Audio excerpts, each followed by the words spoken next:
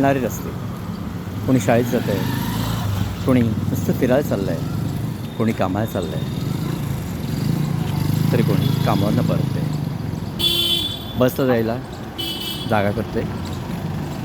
School bus आहे, त्यामुळे शाळेत जात आहेत.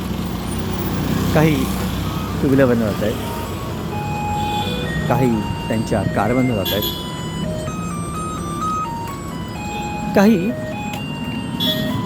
चालता चालता विचार करतात कुठे जायचं म्हणून. कारण रस्ता हा आपल्याला नेणार असतो, विचार मात्र आपण करायचं असतं की कुठे जायचं आहे, कसं जायचं आहे आणि कुठे पोहोचायचं आहे. मुंबईतले हे रस्ते सदैव भरलेले फ्लोईंग रोड्स. रस्ता कुठेच जात नाही, पण तो आपल्याला घेऊन जातो आपल्या डेस्टिनेशनकडे.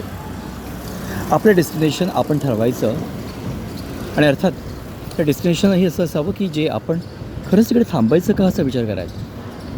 कारण शेवटी अटॅचमेंट जेवढी महत्त्वाची तेवढी डिटॅचमेंट ही महत्त्वाची असते. त्यामुळे कीप वॉकिंग, थांबू नका, थोडा वेळ ठहराव घ्या आणि पुनश्च पुढे चाला. That's the way of the life. There will be always turning. जशी आता गाडी वळती तशी, पण दॅट्स ओके. पुढे जाण्याकरता कदाचित थोडंसं मागेही वळायला लागतं. रस्त्याचा हा नियम असंच आहे आणि जो आपल्या आयुष्याचाही जीवनाचाही नियम आहे.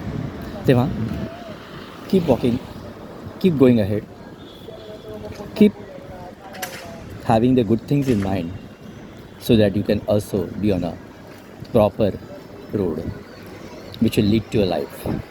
चला तर मग, good morning. Vinay Poddar from the winning talks.